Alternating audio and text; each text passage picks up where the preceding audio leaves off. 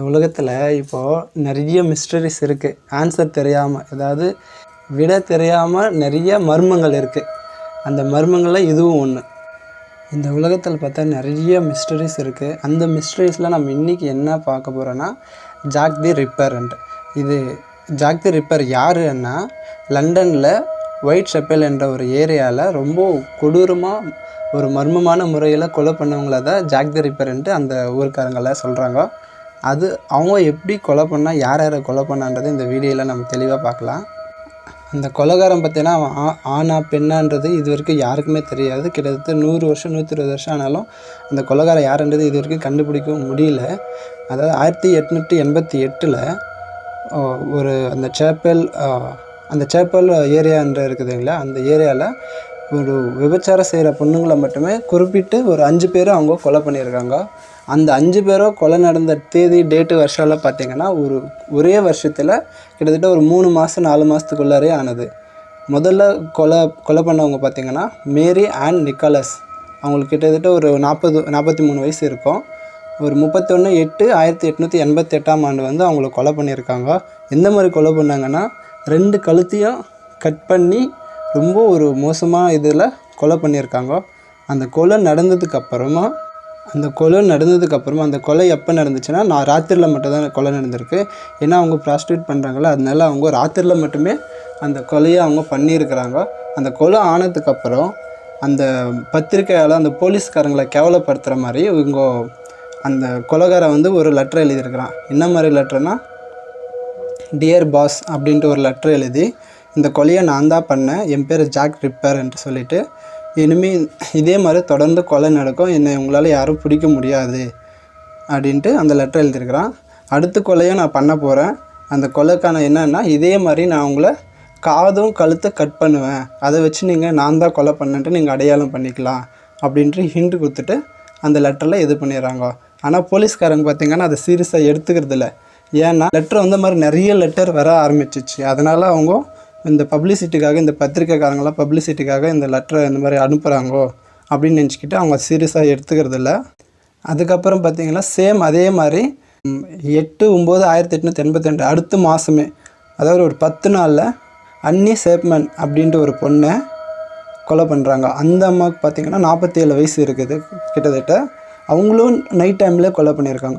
Same கழுத்தறுத்து காதை cut பண்ணி அவங்க எப்படி அந்த லெட்டரில் இன்ஃபர்மேஷன் கொடுத்தானோ அதே மாதிரி அந்த அம்மாவை கொலை பண்ணியிருக்காங்க. அவங்களும் பார்த்திங்கன்னா சேம் அதே வேலை செஞ்சவங்க தான், ப்ராஸ்டியூட் வேலை தான் செய்கிறாங்க. அவங்க ஏன் செலக்ட் பண்ணி பொண்ணுங்களே அந்த வேலை செய்கிறவங்களே கண்டுபிடிச்சி கொலை பண்ணுறான்ட்டே தெரியல.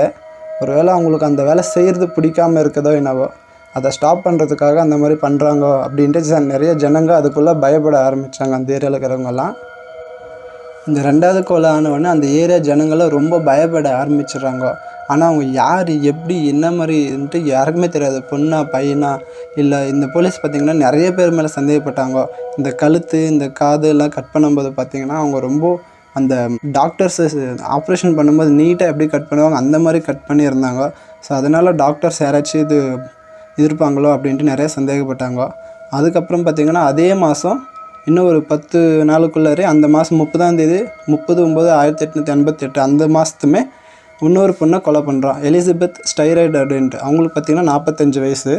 அவங்க கொலை பண்ணியிருக்காங்கன்னா சேம் அதே மாதிரி கழுத்தை கட் பண்ணி வயிற்றை கிழித்து வயிற்றில் இருக்கிற ஆர்கன்ஸ் எல்லாம் எடுத்து வெளியே போட்டுட்டு அங்கங்கே ஒரு இது மாதிரி இது பண்ணி சாவடிச்சிருக்காங்க.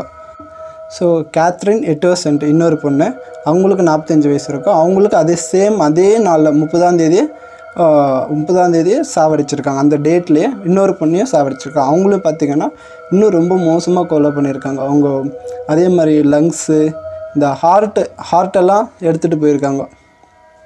கட் பண்ணிவிட்டு வயிற்றில் இருக்கிற குடலெல்லாம் எடுத்து போட்டுட்டு அந்த ஹார்ட்டெல்லாம் எடுத்துகிட்டு போயிருக்காங்க.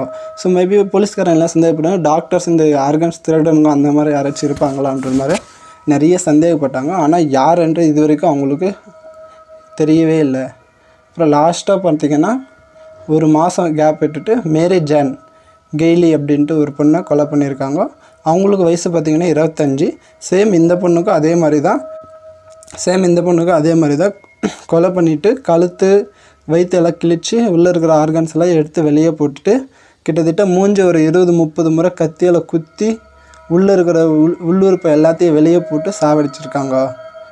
ஸோ இதெல்லாம் பார்க்கும்போது அந்த ஏரியாவில் ரொம்ப பயம் ஆகிட்டு ஜனங்கள் எல்லாருமே போலீஸ்காரங்களுக்கு லெட்டர் எழுத ஆரம்பிச்சிட்டாங்க. இது கம்மி பண்ணோன்ட்டு.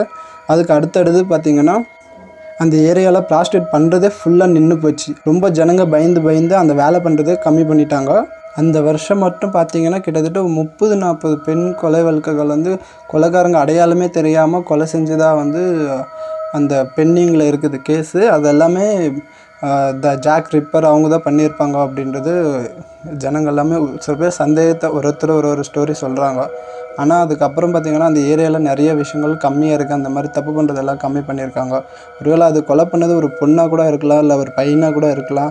அதுக்கப்புறம் போலீஸ்காரங்க நிறைய பேர் இப்போது டாக்டர் மேலே சந்தேகப்பட்டாங்க, பத்திரிக்கைக்காரங்க மேலே சந்தேகப்பட்டாங்க. அதுக்கப்புறம் இவங்க அரசு குடும்பத்தை சேர்ந்தவங்க மேலேயும் சந்தேகப்பட்டாங்க. அவங்க பண்ணியிருப்பாங்களோ ஒரு வேளை, எதுக்காக பண்ணியிருப்பாங்க அப்படின்ட்டு. எவ்வளோ விசாரணை செஞ்சும் அவங்களுக்கு ஆன்சரே கிடைக்கல. யார் கொலைகாரன்றதை அவங்களால கண்டுபிடிக்க முடியல. ஏன்னா 100-120 வருஷத்துக்கு முன்னாடி அந்த மாதிரியெல்லாம் எந்த ஒரு டெக்னாலஜியும் இல்லை.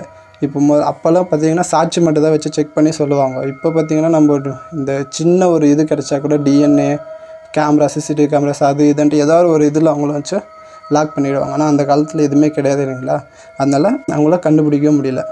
ஸோ இந்த மாதிரி செயின் கில்லர், அதாவது கண்டினியூவாக செயின் கில்லர் ஒரே மாதிரி கொலை பண்ணுறவங்க பார்த்திங்கன்னா இந்த காலகட்டத்தில் யாரும் அந்த அளவுக்கு இல்லை.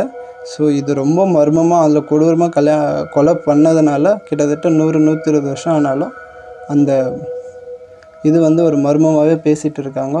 அதை பேஸ் பண்ணி தான் நிறைய மூவிங்கெலாம் எடுத்துருக்கிறாங்க. இப்போ நம்ம தமிழில் பார்த்திங்கன்னா கூட சில மன்மதன், சிம்பாலாம் பார்த்திங்கன்னா கிட்டத்தட்ட செயின் கில்லர் மாதிரி பொண்ணுங்களை சாவடிப்பாங்க. ஸோ அந்த மாதிரி நிறைய ஸ்டோரிஸ் இருக்குது. ஹாலிவுட்டில் நிறைய மூவிஸ் அந்த மாதிரிலாம் இருக்குது. அதாவது இப்போ கிட்டத்தட்ட 120 வருஷம் ஆகினாலும் இந்த கொலைகாரர் யாருன்றும் கண்டுபிடிக்க முடியல. அந்த மாதிரி சீரியல் கில்லர், செயின் கில்லர்ன்ற மாதிரி சீரியல் கில்லர்ன்றது இந்த காலகட்டத்தில் யாருமே இல்லை. ஸோ நம்ம இது 2006 கணக்கெடுத்து பார்த்தப்போ கூட ஸோ